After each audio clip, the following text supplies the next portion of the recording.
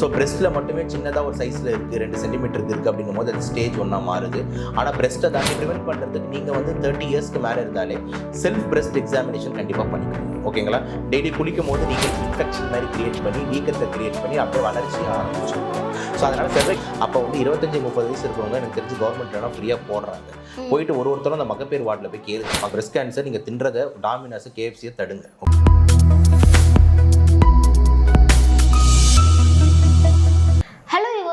இன்னைக்கு நம்ம கூட டாக்டர் சபரிநாத் ரவிச்சந்திரன் தான் இணைஞ்சிருக்காரு. அவர்கிட்ட பெண்களுக்கு வரக்கூடிய கேன்சரை பத்தி கேட்டு தெரிஞ்சுக்கலாம் வாங்க. வணக்கம் சார். வணக்கம் மேடம். சார், இப்போ பார்த்தீங்கன்னா பெண்களுக்கு மெயினாக பிரெஸ்ட் கேன்சர் அப்படின்ற ஒரு விஷயம் வருது. இந்த பிரெஸ்ட் கேன்சர் எதனால வருது, அது எப்படி உருவாகுது? இது வந்து மார்பக புற்றுநோய்னு சொல்லுவோம். இது வந்து பார்த்தீங்கன்னா லேடிஸ்க்குன்னு வரக்கூடிய ஸ்பெசிஃபிக்காக ஒன் ஆஃப் த கேன்சர். மேல்ஸ்க்கு வந்து அந்த அளவுக்கு வந்து பிரச்சனை கிடையாது. ஏன்னா வந்து மேலுக்கு வந்து பார்த்தீங்கன்னா மார்பக பகுதி பெருசாக இருக்காது. ஓகேங்களா? ஸோ ஃபீமேல் பிரெஸ்ட் பொறுத்த வரைக்கும் வந்து அதில் நிறைய அடிப்போஸ் டிஷ்யூ, அதாவது கொழுப்பு ரொம்ப அதிகமாக இருக்கும். அதுதான் பிரெஸ்ட் டிஷ்யூனாலே கொழுப்பு தான் அப்படின்லாம் நம்ம கணக்கு எடுத்துக்கணும். மெயின் வேலை வந்து பால் செக்ரீஷனுக்கு வந்து அது ரொம்ப யூஸ்ஃபுல்லாக இருக்குது. அதேமாதிரி ஹார்மோனல் ரெகுலேஷன்ஸ்க்கும் அது யூஸ்ஃபுல்லாக இருக்குது. இப்போ ஃபீமேல்ஸ்க்கு வர கேன்சர் பொறுத்த வரைக்கும் காரணங்கள் என்ன அப்படின்ற மாதிரி எடுத்துக்கிட்டிங்கன்னா நிறைய காரணங்கள் அடிக்கிட்டே போகலாம். அதில் முதல் முக்கியமான காரணம் வந்து பார்த்தீங்கன்னா அட்வான்சிங் ஏஜ். ஓகேங்களா? ஒரு 40-50 வயசுக்கு மேலே போகிறாங்கன்னா அவங்களுக்கு வந்து பார்த்தீங்கன்னா சான்சஸ் அதிகமாகுது. ரெண்டாவது வந்து பார்த்தீங்கன்னா சீக்கிரமாகவே வந்து பார்த்தீங்கன்னா அவங்களுக்கு வந்து இந்த வயசுக்கு வந்துடுறாங்க. ரொம்ப லேட்டாக வந்துட்டு அந்த மாதவிடாய் நிற்குது அப்படின்னும் போது ரொம்ப வருஷம் அவங்க வந்து இந்த ஹார்மோன்ஸ் ரெகுலேஷனில் இருக்காங்க. அதாவது இந்த மாதவிடாய் நடக்கிறதுன்றது இந்த ஈஸ்ட்ரோஜன் ப்ரோஜெஸ்ட்ரான் 2 ஹார்மோன்னால தான் நடக்குது. அப்போ அந்த ஈஸ்ட்ரோஜன் ப்ரோஜெஸ்ட்ரான் வந்து ரொம்ப வருஷமாக நடந்துகிட்டே இருக்குன்னா அப்போ பிரெஸ்ட்டில் கொஞ்சம் சேஞ்சஸ் நடக்கும். ஓகேங்களா? இது ரெண்டாவது முக்கியமான காரணமாக இருக்குது. மூணாவது ஃபேமிலி ஹிஸ்ட்ரி. ஓகேங்களா? யாருக்காவது தாத்தா பாட்டி இந்த மாதிரி ஃபேமிலியில் யாருக்காவது இந்த பிரெஸ்ட் கேன்சர்ஸ் இருந்தால் இவங்களுக்கு வர்றதுக்கான வாய்ப்பு இருக்குது. நாலாவது, எனக்கு தெரிஞ்சு பிரெஸ்ட் கேன்சர் நான் இப்போ தான் கேள்விப்படுறேன். அப்போ காலத்துலேருந்து அது இருக்கா? கண்டிப்பாக இருக்குது. ஓகேங்களா? அதில் என்ன டவுட்? கண்டிப்பாக இருக்குது. அப்புறம் நாலாவது வந்து ஜெனட்டிக் ரீசன்ஸ்னு சொல்கிறோம். ஜெனட்டிக்ஸ் பொறுத்த வரைக்கும் வந்து ஒரு சில ஜீன்ஸ் BRCA1, BRCA2, HER2/neu இந்த மாதிரி நிறைய ஜீன்ஸ் இருக்குது. இந்த ஜெனட்டிக் ரீசன்ஸ்னாலே வர்றதுக்கு வந்து வாய்ப்பு இருக்குது. 4. அஞ்சாவது வந்து பார்த்தீங்கன்னா வந்துட்டு அவங்களுக்கு வந்து இந்த ஹார்மோன் ரீப்ளேஸ்மெண்ட் தெரப்பின்னு சொல்லிட்டு நிறைய லேடிஸ் சில பேர் ட்ரீட்மெண்ட்டில் எடுப்பாங்க. ஓகேங்களா? கொஞ்சம் அவங்களுக்கு வந்து மற்ற இந்த மாதவிடாய் ப்ராப்ளம்காகவோ இல்லைனா வந்துட்டு ஒரு சில அளவுக்கு சார்ந்த ப்ராப்ளம்காகவோ எமோஷனல் ஃப்ளக்சுவேஷன்ஸ் காரணம்காகவோ இந்த மாதிரிலாம் இந்த HRT எடுத்துக்கிட்டு இருப்பாங்க. இந்த மாதிரி over hormones, estrogen hormones, progesterone ஹார்மோன்ஸும் உள்ள உட்கொள்றதுனாலேயே வருது. அப்புறம் 6வது ரொம்ப பெரிய பிரெஸ்ட் சைஸு. ஓகேங்களா? ஓவர் ஒபிசிட்டி, ரொம்ப வெயிட் அதிகமாக இருக்குது, பிரெஸ்ட் சைஸ் ரொம்ப பெருசாக இருக்கும் போது அதுலேயும் மாற்றங்கள் ஏற்படுறதுக்கு வாய்ப்பு இருக்குது. ஸோ இந்த மாதிரி அடிக்கிட்டே போகலாம். இதே மாதிரி வந்து பார்த்தீங்கன்னா இந்த அடிக்கடி சில பேர் போய் எக்ஸ்ரே எடுத்துகிட்டு வர்றது, CT எடுத்துகிட்டு வர்றது, அந்த ரேடியேஷன் இந்த கதிர்வீழ்ச்சி அதிகமாக பட்டு அந்த பிரெஸ்ட் டிஷ்யூ வந்து டிஃப்ரெண்ட்டாக மாறுறதுக்கு வாய்ப்பு இருக்குது. ஸோ இது எல்லாமே வந்து பார்த்தீங்கன்னா இந்த பிரெஸ்ட் கேன்சர் வர்றதுக்கு முக்கியமான காரணமாக இருக்குது. டாப் ஒரு 3 இம்பார்ட்டன்ட் காரணம் எடுத்துக்கிட்டிங்கன்னா கண்டிப்பாக ஏஜ், அதே மாதிரி அந்த ஈஸ்ட்ரோஜன் ஹார்மோன்ஸ் எவ்வளோ கூட படுது, அதே மாதிரி பார்த்தீங்கன்னா ஃபேமிலி ஹிஸ்ட்ரி எல்லாமே கருத்தில் எடுத்துக்கலாம். ஓகே, இந்த பிரெஸ்ட் கேன்சரோட அறிகுறிகள் எப்படி இருக்கும்? இதில் எத்தனை ஸ்டேஜ் இருக்குது? இப்போ கேன்சர்னா ஒரு 4 ஸ்டேஜ் இருக்கும்ல, அந்த மாதிரி இந்த பிரெஸ்ட் கேன்சருக்கு எத்தனை ஸ்டேஜ் இருக்குது? ஸ்டேஜ்னும் போது எல்லா கேன்சருக்குமே 4 ஸ்டேஜ். ஓகேங்களா? அது பிரெஸ்ட்னு மட்டும் இல்லை, எந்த கேன்சர் எடுத்தாலும் 4 ஸ்டேஜ். அதில் முதல் ஸ்டேஜ்ன்றது அந்த உறுப்பு சார்ந்ததாக இருக்கும். 4வது ஸ்டேஜ்ன்றது உடம்பு ஃபுல்லாக பரவனதாக இருக்கும். இது வந்து நீங்கள் யூனிஃபார்மாக எல்லா கேன்சருக்கும் அப்ளை பண்ணலாம். நுரையீரல் ஆரம்பிச்சு ஹார்ட்டில் ஆரம்பிச்சு எல்லா இடத்துக்கும் அப்ளை பண்ணலாம். ஸோ பிரெஸ்ட்டில் மட்டுமே சின்னதாக ஒரு சைஸில் இருக்குது, 2 சென்டிமீட்டருக்கு இருக்குது அப்படின்னும் போது அது ஸ்டேஜ் 1 மாறுது. ஆனால் பிரெஸ்ட்டை தாண்டி பக்கத்து பிரெஸ்ட்டுக்கு போயிடுச்சு, நுரையீரலுக்கு போயிடுச்சு, ஹார்ட்டுக்கு போயிடுச்சு, எல்லா இடத்துக்கும் பரவிடுச்சு அந்த கேன்சர், ஸ்டேஜ் 4 மாறுது. ஸோ ஸ்டேஜ் 4ன்றது மெட்டாஸ்டசிஸ். ஓகேங்களா? அறிகுறிகள் என்ற ஆஸ்பெக்டில் நீங்கள் கேட்ட பொறுத்த வரைக்கும் அறிகுறிகள் பொறுத்த வரைக்கும் பார்த்தீங்கன்னா ரொம்ப இம்பார்ட்டண்ட்டாக நிறைய டைம் வந்து லேடிஸ் வந்து குளிக்கும் போதே இதை கண்டுபிடிக்கலாம். ஓகேங்களா? ஸோ அவங்கவுங்க தான் வந்து குளிக்கும் போது அவங்க வந்து அந்த இடத்தெல்லாம் தடவுவாங்க. அந்த சோப்புக்கு போடும் போது இந்த செல்ஃப் பிரெஸ்ட் எக்ஸாமினேஷன்ன்றது ஒன்று நடக்கும்போது என்னடா என்னமோ உருள்து அப்படின்ற மாதிரி அவங்களுக்கு ஃபர்ஸ்ட் ஃபீல் ஆகும். ஸோ பிரெஸ்ட்டில் வந்து ஒரு லம்போ உருள்ற மாதிரி அவங்களுக்கு ஒரு ஃபீலிங் கிடச்சதுன்னா உடனே போய் டாக்டரை போய் பார்க்கணும். என்னது இது அப்படின்ட்டு. நிறைய டைமில் அது சும்மா சிம்பிள் கொழுப்பு கட்டியோட இருக்கலாம், ஆனால் துரதிருஷ்டமாக சில நேரத்தில் கேன்சர் கட்டியாக கூட இருக்கலாம். அதனால் வந்து பார்த்தீங்கன்னா உடனே நம்ம போயிட்டு வந்து டாக்டர் போய் பார்க்கணும். ஸோ இந்த சிம்டம்ஸ் பொறுத்த வரைக்கும் ஏதோ உருள்துன்றது தான் மெயின் சிம்டம். ரெண்டாவது தான் பார்த்தீங்கன்னா உங்களுக்கு இந்த வலி வர்றதோ, இல்லை பிரெஸ்ட் வந்து ஷேப் மாறுறதோ, இல்லைனா வந்துட்டு அந்த நிப்புன்னு சொல்லக்கூடிய அந்த இடத்துல இருந்து பார்த்தீங்கன்னா பால் வர இடத்துல இருந்து பார்த்தீங்கன்னா சீல் வர்றதோ, ரத்தம் வர்றதோ, இதெல்லாம் வந்து பார்த்தீங்கன்னா அடுத்தடுத்தான விஷயங்கள். ஆனால் காமனாக நடக்கிற மெயின் விஷயங்கள் அப்படின்னு எடுத்துக்கிட்டிங்கன்னா வந்துட்டு நான் சொன்ன இந்த 4 விஷயங்கள் தான், இந்த 4 சிம்டம்ஸ் தான். இந்த பிரஸ்ட் கேன்சரை வராம நம்மளால தடுக்க முடியுமா? கண்டிப்பாக நம்ம வந்து ப்ரிவென்ட் பண்ணுறது கொஞ்சம் காஷன்ஸ்லாம் எடுக்கலாம். இப்போ எக்ஸாம்பிள் ஹெல்த்தி லைஃப் ஸ்டைலில் இருக்கிறது, எக்ஸசைஸ் பண்ணுறது, வெயிட்டை கம்மியாக வச்சுக்கிறது, ரொம்ப குண்டா பெரிய சைஸ் பிரஸ்ட்டாக இல்லாமல் வந்து பார்த்தீங்கன்னா வெயிட் லாஸ் பண்ணி வந்துட்டு கொஞ்சம் வந்து கம்மி சைஸில் நம்ம வந்து வச்சுக்கிறது, இதெல்லாம் வந்து நம்ம கையில் இருக்கிற விஷயம். அதுக்கப்புறம் தேவையில்லாமல் இந்த கருத்தடை சாதன பொருட்கள்னு சொல்லக்கூடிய அந்த hormone replacement therapy, abortion bills, இந்த மாதிரி மென்சஸ் இப்போ தள்ளி போயிடணுன்றதுக்காக வேணுன்ட்டே போடுறது, மென்சஸ் சீக்கிரம் வந்துன்றதுக்காக மாத்திரை அதிகமாக போடுறது, இந்த மாதிரியான அந்த கருத்தடை மாத்திரைங்கெல்லாம் வந்து யூஸ் பண்ணுறத முற்றிலும் வந்து தவிர்க்க நம்மளால முடியும். ஸோ இதுவும் நம்மளால தடுக்க முடியும் நினச்சா. அதே மாதிரி தேவையில்லாமல் போய் எக்ஸ்ரேவோ சிடியோ இந்த கதிர்வீச்சு தெரிஞ்சே போய் வாங்கிக்கிறது, இந்த மாதிரி விஷயங்களை நம்மளால தடுக்க முடியும். டயட்டை பொறுத்த வரைக்கும் ஆன்டி ஆக்சிடென்ட்ஸ் நிறைய லேடிஸ் பெருசாக எடுக்கிறதே இல்லை. அதாவது என்னென்னு சொல்கிறதுனா காய்கறி பழங்கள் எடுக்கிறது இல்லை. எல்லாருமே நிறைய பார்த்தீங்கன்னா வந்துட்டு மார்னிங் வந்து பார்த்தீங்கன்னா ஏஞ்ச உடனே வீட்டில் பெருசாக சாப்பிட்றது இல்லை. மத்தியான நேரம் பாய் ஃப்ரெண்ட் பிரியாணி கடைக்கு கூப்பிட்டு போயிடுறான். நைட்டு வந்து பார்த்தீங்கன்னா வேறு ஏதாவது வந்து பார்த்தீங்கன்னா இந்த கேஎஃப்சி சிக்கன், பீஸா, பர்கர்னு போய் அடிச்சிடுறது, ஐஸ்கிரீம்னு சாப்பிட்றது. இப்படின்னு சாப்பிடும் போது பார்த்தீங்கன்னா ஹெல்த்தியான டயட் உள்ளே போக மாட்டேங்குது. யாருமே வந்து பார்த்தீங்கன்னா இந்த ஜூஸ் கடையிலையோ ஃப்ரெஷ் ஜூஸ் கடையிலையோ பழங்கடையிலையோ கூட்டமே இருக்கிறது இல்லை. டாமினோஸில் கேஎஃப்சியில் தான் கூட்டம் குவியுது. ஓகேங்களா? அப்போ அதுலேருந்தே நம்மளுக்கு என்ன தெரியுது அப்படின்னு பார்த்தீங்கன்னா வந்துட்டு ஹெல்த்தியான டயட்ன்றதை யாரும் பெருசாக விரும்ப மாட்டேன்றாங்க, விரும்பி சாப்பிட மாட்டேன்றாங்க. அப்போ இது எல்லாமே லேடிஸ் பண்ணணும் அப்படின்றது நம்மளோட பாயிண்ட்டாக வந்து இருக்குது. ஸோ அது மட்டும் இல்லாமல் ப்ரிவென்ட் பண்ணுறதுக்கு நீங்கள் வந்து 30 இயர்ஸ்க்கு மேலே இருந்தாலே செல்ஃப் பிரெஸ்ட் எக்ஸாமினேஷன் கண்டிப்பாக பண்ணிக்கோங்க. ஓகேங்களா? டெய்லி குளிக்கும் போது நீங்களே வந்து ஒரு நிமிடம் வந்து உங்களோட பிரெஸ்ட்டை அழுத்தி பார்த்துக்கலாம். ஏதாவது டவுட் இருந்தால் நீங்கள் வந்து உடனே போய் பார்க்கலாம். அதே மாதிரி இந்த 35-40 இயர்ஸ் மேலே இருக்கிறவங்க மேமோகிராஃபின்ற டெஸ்ட் வந்து பார்த்தீங்கன்னா வருஷத்துக்கு ஒரு வாட்டியாவது எடுத்து பாருங்க. ஓகேங்களா? மேமோகிராஃபின்றது ஒரு எக்ஸ்ரே, அது வந்து பிரெஸ்ட்டுக்கு மட்டும் எடுக்கிற ஒரு சாஃப்ட் டிஷ்யூ எக்ஸ்ரே. அதில் ஏதாவது சின்னதாக இருக்கான்னு ஒரு ஸ்க்ரீனிங் மாதிரி நம்ம பண்ணி பார்க்கலாம். ஸோ இதெல்லாம் பண்ணி நம்ம தடுக்க முடியுன்றது நம்ம பார்வையாக இருக்குது. Okay sir. இப்போ அடுத்ததாக பார்த்தீங்கன்னா பிரெஸ்ட் கேன்சர் மட்டும் இல்லாமல் லேடிஸ்க்கு கர்ப்பப்பை வாய் புற்றுநோய் அப்படின்னு ஒன்று வருது. ஸோ அதை பற்றி நீங்கள் சொல்கிறீங்களா? கர்ப்பப்பை வாய் புற்றுநோய் பொறுத்த வரைக்கும் வந்து இங்கிலீஷில் மெடிக்கலாக சொன்னால் சர்வைக்கல் கேன்சர்னு சொல்லுவாங்க. இப்போ நம்ம லேடிஸ்க்கு வந்து பார்த்தீங்கன்னா குழந்தை வந்து தங்கி வளர்ற இடம் வந்து யூட்ரஸ். ஓகேங்களா? யூட்ரஸ் தான். அந்த யூட்ரஸோட வாய்ப்பகுதி தான் வந்து பார்த்தீங்கன்னா சர்விக்ஸ். ஓகேங்களா? கர்ப்பப்பை அது வழியாக தான் குழந்தை வந்து வெளியே வந்து நம்மளோட வெஜைனா ட்ராக்குக்கு வந்து குழந்தை வெளியே வருது. ஓகேங்களா? இன்டர் கோர்ஸ்னு நடக்கிறது வந்து பார்த்தீங்கன்னா அந்த வெஜைனால. ஓகேங்களா? ஆனால் அதுக்குள்ளே இருக்கிறது தான் அந்த சர்விக்ஸ் ஓட்டை. அது உள்ளேருந்து தான் நம்ம யூட்ரஸ் அப்படியே பெருசாக போகுது. ஸோ அந்த கர்ப்பப்பை வாய் புற்றுநோயின்றது அந்த சர்விக்ஸில் வர்றது தான் அந்த கர்ப்பப்பை வாய் புற்றுநோய்.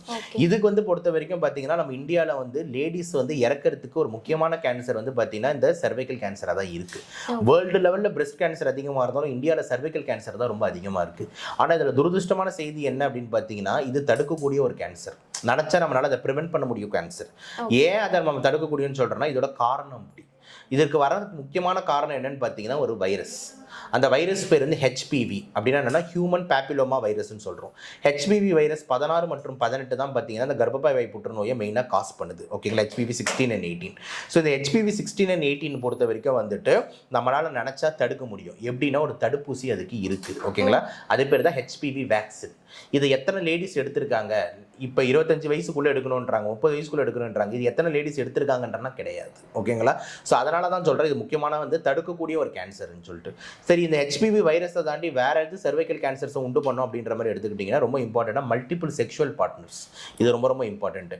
ஏன்னா வந்து ஒரு பார்ட்னர் மட்டும் இல்லாமல் நிறைய பார்ட்னர் போனீங்கன்னா அவருக்கு வந்து அந்த ஆண்குறியில் என்ன கிருமி இருக்குன்னு நம்மளுக்கு தெரியாது. ஓகேங்களா? நிறைய ஆண்களுக்கு ஹெச்பிவி கிருமி இருக்கும்.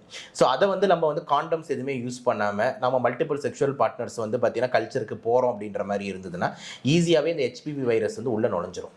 அப்படி உள்ளே நுழைஞ்சிருச்சு அப்படின்னா அந்த கர்ப்பப்பை வாயில் வந்து பார்த்திங்கன்னா ஒரு மாதிரி இன்ஃபெக்ஷன் மாதிரி கிரியேட் பண்ணி வீக்கத்தை கிரியேட் பண்ணி அப்படியே வளர்ச்சியாக ஆரம்பிச்சு விட்ரும். ஸோ அதனால் சர்வைக்கல் கேன்சருக்கு இந்த ஹெச்பிவி வந்து பார்த்திங்கன்னா முக்கியமான காரணம். அதுக்கு இன்னொரு முக்கியமான காரணம் வந்து மல்டிபிள் செக்ஷுவல் பார்ட்னர்ஸ்ன்றது ரொம்ப ரொம்ப முக்கியம். ஓகேங்களா? அதனால் காண்டம்ஸ் யூஸ் பண்ணுறது வந்து ரொம்ப முக்கியம். மல்டிபிள் செக்ஷுவல் பார்ட்னர்ஸ் இருக்கிறவங்களை சொல்கிறேன். ஓகேங்களா? இது வந்து முக்கியமான காரணம். இதை தாண்டி ஜெனட்டிக் ரீசன்ஸ் வந்து பார்த்திங்கன்னா கொஞ்சம் ரேர் தான். அதை தாண்டி வந்து இந்த ஏஜ் வயசு ஆகிட்டே போதில்லை, அந்த 60-70 வயசு. அப்போ ஜென்ரலாகவே சர்விக்ஸ் கொஞ்சம் வீக்கமாகிடும். ஓரளவுக்கு வந்து பார்த்தீங்கன்னா வந்துட்டு சுருங்கிடும். அப்போ அந்த டைம் அப்பயே வந்து கேன்சர்ஸ் வரதுக்கான வாய்ப்பு வந்து இருக்குது. இதை தாண்டி வந்து பார்த்தீங்கன்னா இன்ஃபெக்ஷன் வேறு ஏதாவது கிருமி தாக்குதல் அடிக்கடி இருக்குது. இந்த வெள்ளப்படுற நோயின்னு சொல்லுவாங்க, கேள்விப்பட்டிருப்பீங்க. எனக்கு வெள்ளப்பட்டுக்கிட்டே இருக்குது. அப்போ அந்த மாதிரி வெள்ளப்பட்டுகிட்டே இருக்கிற மாதிரி நீங்கள் விடக்கூடாது. வெள்ளப்பட்டுதுன்னா அங்கே எதுவும் இன்ஃபெக்ஷன் இருக்குது. அப்போ இன்ஃபெக்ஷன் நீங்கள் அப்படியே விட்டுட்டே இருந்தீங்கன்னா அந்த இன்ஃபெக்ஷன் ரெட்னஸை மாற்றி அந்த ரெட்னஸ் அப்படியே கேன்சராக மாறிடும். அதனால் வந்து அந்த வெள்ளப்படுறதை நம்ம வந்து இல்லாமல் பார்த்துக்கணும். ஏன்னா அதுவும் ஒரு முக்கியமான காரணமாக வந்து இருக்குது. அதை தாண்டி வந்து நம்ம ஹைஜீன் சரியாக மெயின்டைன் பண்ணலை, ப்ராப்பராக கிளீனிங்ஸ் இல்லை, ப்ராப்பராக சுத்தம் இல்லை, எப்பயுமே எப்பயுமே வந்து ஒரு அழுக்கு வெள்ளைப்படுறது ஒரு ஸ்மெல்லியாகவே வந்துட்டு அந்த ஜெனிட்டல் பார்ட்டை வச்சுருக்கோம் அப்படின்னா வந்துட்டு அது வந்து நல்லதுக்கு இல்லை. ஓகே, ஸோ இது எல்லாமே வந்து cervical கேன்சரோட ரிஸ்க் ஃபேக்டர்லேருந்து அமையுது. இதை தாண்டி ஆல்ரெடி இணை நோய்கள் ஏதாவது இருக்குது, இப்போ HIV இருக்குது அந்த பேஷண்ட்டுக்கு, எய்ட்ஸ் பேஷண்ட்டாக இருக்காங்க, அவங்களுக்குலாம் வந்து இந்த மாதிரி cervical கேன்சர் வரதுக்கு வாய்ப்பு இன்னும் கூடுதலாக இருக்குது. ஓகேங்களா, ஸோ காரணங்கள் அடிக்கிட்டே போகலாம். ஆனால் முக்கியமான 2 காரணம் போது HPV வைரஸ், மல்டிபிள் செக்ஷுவல் பார்ட்னர்ஸ்ன்னு முதல்ல வருது. ஓகே சார், இது வந்து எந்த ஏஜ்ல இருந்து எந்த ஏஜ்ல இருக்கிறவங்களுக்கு வரும்? ஜென்ரலாக ஓல்ட் ஏஜ் தான். ஓகேங்களா, ஸோ வந்து மோஸ்ட்லி வந்து பார்த்தீங்கன்னா அபவ் 45-50 தான் வந்து இந்த cervical கேன்சர் வந்து தென்படுது. நிறைய பார்ட்டிகள் நிறைய ஆன்டிஸ் இறக்கிறதுக்கு முக்கியமான காரணமாக இந்தியாவில் வந்து இந்த cervical கேன்சர் வந்து இருக்குது. ஓகேங்களா, நிறைய வந்து பார்த்தீங்கன்னா இந்த லோவர் சோஷியோ எக்கனாமிக் கிளாஸ் பாதிக்கப்படுறாங்க. ஏன் அப்படின்னா வந்துட்டு இந்த செக்ஷுவல் ஹிஸ்ட்ரினால, அன்ஹைஜீனிக் செக்ஷுவல் ஹிஸ்ட்ரி, யார் இந்த கட்டுமான தொழிலெல்லாம் இருக்காங்க அந்த மாதிரி இடத்துலலாம் வந்து நிறைய உங்களுக்கு கேள்விப்பட்டிருப்பீங்க, லாரி டிரைவர் சைடில் அந்த தொழில், தாபா சைடு தொழில், இதுங்கெல்லாம் இருக்கும் போது வந்து மல்டிபிள் செக்ஷுவல் பார்ட்னர்ஸ் இருக்கும், மென்னோட ஹைஜீன் தெரியாது, உமன் ஹைஜீன் தெரியாது. அப்போ வந்து ஈஸியாக இந்த பால்வின நோய்கள்லாம் நிறைய டிரான்ஸ்ஃபர் ஆகுது, இந்த HPV, HIV, அப்புறம் சிஃபிலிஸ், கொனோரியா இந்த மாதிரி. அப்போ அதில் வந்து இந்த HPV போய் தாக்கும் போது இந்த மாதிரி cervical கேன்சர்ஸ் வந்து வரக்கூடுது. அதனால் வந்து பார்த்திங்கன்னா வந்துட்டு மோர் ஓல்டர் த ஏஜ் தான் இந்த cervical கேன்சர் வருது, இந்த சின்ன குழந்தைங்களுக்கு இல்லை. இந்த கேன்சரை எத்தனாவது ஸ்டேஜ்ல கண்டுபிடிக்க முடியும்? இது வந்து பார்த்தீங்கன்னா ரொம்ப இம்பார்ட்டண்ட்டாக. நீங்கள் எப்போ வந்து உடனே எப்படி நான் வந்து இந்த பிரெஸ்ட்டுக்கு வந்து நீங்கள் கை வச்சாலே உருளுது நீங்கள் கண்டுபிடிக்கலாம்னு சொன்னோம், அதே மாதிரி இதுக்கு ரொம்ப இம்பார்ட்டண்ட்டான ஃபஸ்ட்டு சிம்டம் என்னன்னா, நீங்கள் செக்ஸ் பண்ண உடனே ரத்தம் ஊற்றும், அவ்வளோதான், அதான் ஃபஸ்ட்டு சைன். ஏன்னா அது செக்ஸ் பண்ண உடனே எனக்கு ரத்தம் வருது அப்படின்னா அதுதான் போஸ்ட் காய்டல் ப்ளீடிங் அப்படின்வாங்க. அதை போயிட்டு அந்த செக்ஸ் முடிச்சோடனே இந்த செர்விக்ஸில் ஏதாவது பட்டுச்சுன்னா உடனே அங்கேருந்து அந்த கேன்சர்லேருந்து ரத்தம் கசிய ஆரம்பிச்சிடும். அப்போ வந்து ஆஃப்டர் செக்ஸ் எனக்கு ப்ளீடு வருதுன்னா கண்டிப்பாக நீங்கள் போய் இந்த cervical கேன்சரை பற்றி யோசிச்சே ஆகணும் ஒன்று. ஸோ இதுதான் உங்களுக்கு ஃபஸ்ட்டு தெரியுற ஈஸி சைன். இதை நீங்கள் கண்டுக்காமல் விட்டு இதை நீங்கள் மிஸ் பண்ணிக்கிட்டு இருந்தீங்கன்னா அதுக்கு அடுத்த இதில் வந்து பார்த்தீங்கன்னா உங்களுக்கு அந்த கேன்சர் அந்த கர்ப்பப்பை வாயிலேருந்து எல்லா இடத்துக்கும் பரவ ஆரம்பிக்கும். அடுத்து கர்ப்பப்பைக்கு பரவிடும், அந்த வாயிலேருந்து பைக்கு பரவிடும், அப்புறம் அந்த யூட்ரஸ்லேருந்து இருக்கிற அந்த ஓவரின்னு சொல்லக்கூடிய அந்த முட்டைகளுக்கு பரவிடும், அப்புறம் வயிற்று பருவிக்கு பரவிடும் அப்படின்னு சொல்லிட்டு வயிறு ஃபுல்லாக பரவ ஆரம்பிச்சிடும். ஸோ அதனால் வந்து ஸ்டார்டிங்கே வந்துட்டு அந்த ப்ளீடு பார்த்தாலே நீங்கள் வந்து போயிடணும். ப்ளீடுக்கு அடுத்தது வந்து பார்த்தீங்கன்னா உங்களுக்கு பெயின் வர ஆரம்பிக்கும். ஓகேங்களா, பயங்கரமாக வலிக்குது, அந்த கீழே எதை வலிக்குதுன்ட்டு பெயின் வர ஆரம்பிக்கும். அதுக்கப்புறம் ஜென்ரல் சிம்டம்ஸ் என்னன்னா வந்து உங்களுக்கு உடம்பு வந்து குறைய ஆரம்பிச்சிடும். முன்னாடி இருந்து அந்த அழகு இருக்காது, அப்படியே உடம்பு டக்குன்னு பார்த்தா வந்துட்டு என்ன ஆன்ட்டி போன வாரம் நல்லா குஷ்பு ஆன்ட்டி மாதிரி இருந்தீங்க, இன்னைக்கு என்ன ஆச்சு அப்படின்ற மாதிரி டக்குன்னு வெயிட் வந்து குறைஞ்சிரும். ஓகேங்களா, அதே மாதிரி மூஞ்செல்லாம் சுருங்கிரும். ஓகேங்களா, அதே மாதிரி பசியே எடுக்காது. ஸோ பேஷண்ட்டுக்கு வந்து பார்த்தீங்கன்னா ஒரு மாதிரி பசி எடுக்கல, என்னன்னே தெரியல அப்படின்ற மாதிரி இருக்கும். ஸோ உங்களுக்கு வந்து இந்த சைட்லேருந்து ப்ளீடிங் ஏதாவது ஆகுது, வலி ஏதாவது இருக்குது கர்ப்பப்பை பகுதியில், ப்ளஸ் உங்கள் வெயிட் குறையுது, பசி எடுக்கலைன்னும் போது cervical கேன்சர் கண்டிப்பாக வந்து நம்ம மைண்டில் ஸ்ட்ரைக் ஆகணுன்றதுல மாற்று கருத்து இல்லை. ஓகே, இப்போ நம்ம ஹாஸ்பிட்டல் போகிறோம், செக் பண்ணுறோம், ஸ்டார்டிங் ஸ்டேஜ் தான் சொல்கிறாங்கன்னா நம்ம அப்போ என்ன மாதிரி ஃபுட் எல்லாம் எடுத்துக்கணும்? கண்டிப்பாக வந்துட்டு ஸ்டார்டிங் ஸ்டேஜ் தான் சொல்கிறாங்கன்னும் போது ஃபுட்டுன்னும் போது கேன்சரில் ரொம்ப முக்கியம் வந்து ப்ரோட்டீன் பயங்கரமாக லாஸ் இருக்கும், கால்சியம்ஸ், விட்டமின் டி பயங்கர லாஸ் இருக்கும், அதே மாதிரி வந்துட்டு அந்த மல்டி விட்டமின்ஸ் பயங்கர லாஸ் இருக்கும். ஏன்னா கேன்சர்ன்றோட குணம் என்னன்னா, எனி கேன்சர் அதோட குணம் என்னன்னா நம்ம உடம்புல சாப்பிட்ற எல்லாத்தையுமே அது எடுத்துக்கிட்டு அது ஸ்பீடாக வளர்ந்துகிட்டு இருக்கும், நம்ம உடம்பு டவுன் ஆகிட்டே போகும். கேன்சர்ன்றது ஒரு இடம் மட்டும் வீங்கிக்கிட்டு இருக்கிறது, நம்ம உடம்புனா எல்லா இடமும் சேர்ந்து வீங்கணும். இப்போ என் ஒரு கை மட்டும் வந்துட்டு 100 மீட்டர் இருந்துக்கிட்டு இன்னொரு கையிலேருந்து எதுவுமே கையே இல்லைன்னா அது எப்படி இருக்கும்? நல்லா இருக்காது. ஒரு கண்ணு மட்டும் நல்லா பெருசாக இருந்துக்கிட்டு இன்னொரு கண்ணே இல்லை எப்படி இருக்கும்? நல்லா இருக்காது. அதே மாதிரி வந்து பார்த்தீங்கன்னா கேன்சர் அதை தான் பண்ணும், அது வளரதான் பார்க்குமே தவிர அப்போ உடம்புல இருக்கிற எல்லா சத்தும் அது எடுத்துக்கும். அப்போ ஆள் வந்து நியூட்ரிஷன்லி டவுன் ஆகும். அப்போ அதனால கேன்சர் பேஷண்ட்டுக்கு நல்லா வந்துட்டு ஹெல்த்தி டயட் கொடுக்கணும். கேன்சர் பேஷண்ட்டுக்கு உட்காந்துருந்தா ரசம் எடுத்துன்னு வந்துருங்க தின்னு, அப்புறம் ஊறுகாய் எடுத்துன்னு வந்துருக்க தின்னு, அப்புறம் ஊறுகாய் எடுத்து வாயில வைக்கிறது, அப்புறம் அப்பளத்தை தின்னு, சிப்ஸ் தின்னு, இந்த மாதிரி எதுவுமே இருக்கக்கூடாது. நல்லா ப்ரோட்டீன் டயட்டாக இருக்கணும். கண்டிப்பாக முட்டை இருக்கணும், கண்டிப்பாக பால் இருக்கணும், முந்திரி பாதாம் பிஸ்தா இருக்கணும், டேட்ஸ் இருக்கணும், காய்கறி பழங்கள் இருக்கணும். இந்த மாதிரியான டயட்டு தான் வந்து கேன்சர் பேஷண்ட்ஸ்க்கு தேவையே தவிர கண்டிப்பாக வந்துட்டு அவங்களுக்கு இந்த ஜங்க்ஸோ இல்லைன்னா நான் சொல்கிற மாதிரி சத்து இல்லாத பொருட்கள் வந்து வேஸ்ட். ஓகேங்களா, ஸோ இதுதான் வந்துட்டு கேன்சர் பேஷண்ட்ஸ் வந்து டயட் பொறுத்த வரைக்கும் பண்ண வேண்டிய விஷயம். இந்த கேன்சரை ஆப்ரேஷன் பண்ணாமலே சரி பண்ண முடியுமா? இது வந்து கொஞ்சம் கஷ்டம் தான். ஏன்னா வந்து ஆப்ரேஷன் தான் ஸ்டார்டிங் ஸ்டேஜில் 100% க்யூரை தருது. கேன்சர்ன்றது ஆரம்பிச்சிருச்சோம் கர்ப்பப்பை வாயை உடனே எடுக்கிறது தான் நம்மளுக்கு சேஃப். அப்போ கர்ப்பப்பை வாய் மட்டும் ஜென்ரலாக எடுக்க முடியாது. அப்போ வந்து அந்த யூட்ரஸோட சேர்த்து தான் தூக்குவாங்க. இது பேர் ஹிஸ்டெக்டமின்னு சொல்லுவாங்க. ஸோ வந்து அது அந்த ஸ்டார்டிங் ஸ்டேஜஸில் இருக்கும்போது அந்த ஹிஸ்டெக்டமி வந்து 100% க்யூர் தருது. ஓகேங்களா, அதை விட்டுட்டீங்க அப்படின்னா அந்த யூட்ரஸை தாண்டி வேற எங்கேயாவது பரவிடுச்சுன்னா அதுக்கப்புறம் ஒன்றும் பண்ண முடியாது. அப்புறம் கீமோதெரப்பி, ரேடியோ தெரப்பி அப்படின்னு சொல்லிட்டு திருப்பி 4 வருஷம் ஓட்டுறது, 5 வருஷம் ஓட்டுறது, கீமோதெரப்பி போய் முடியெல்லாம் போய் அப்படியே லைஃப் ஓடிக்கிட்டு இருக்கும். ஓகே, அதனால தான் சொல்கிறேன் இந்த தடுக்கக்கூடியதுக்கு வேக்சின் இருக்குது, HPV வேக்சின்.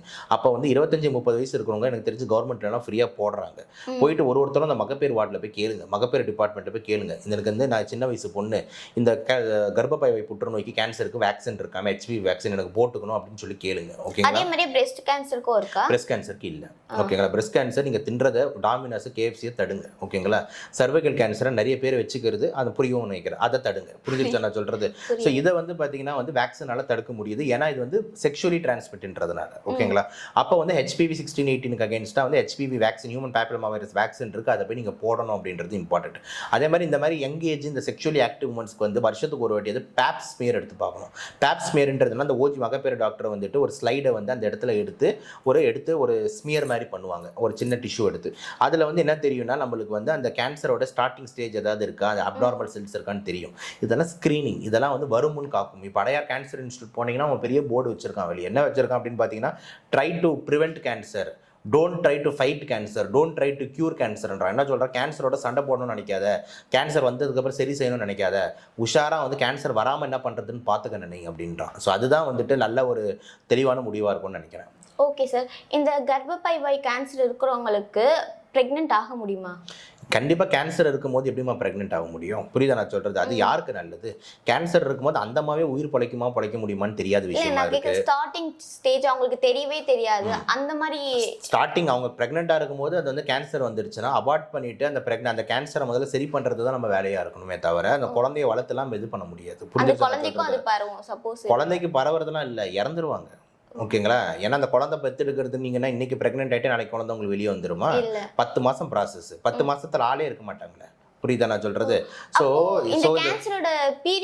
ஒருத்தவங்களுக்கு வேரி ஆகும். உங்கள் எதிர்ப்பு சக்தி நல்லா இருந்தால் கொஞ்சம் பரவாயில்லையமாக வளரும், எதிர்ப்பு சக்தி குறைவாக இருந்தால் ஸ்பீடாக வளர்ந்துடும். புரிஞ்சிருச்சா நான் சொல்கிறது? ஸோ அதனால் வந்து ஸ்டேஜ் 1, 2, 3, 4 அடுத்த 6 மாதத்தில் எப்படி இருந்தாலும் அதிகம் அடுத்தடுத்த ஸ்டேஜுக்கு போயிடும். அப்படின்னும் போது கண்டிப்பாக ப்ரெக்னென்சியில் அளவே பண்ண மாட்டாங்க. புரிஞ்சிருச்சா சொல்கிறது? It is very dangerous. அது யூஸும் கிடையாது.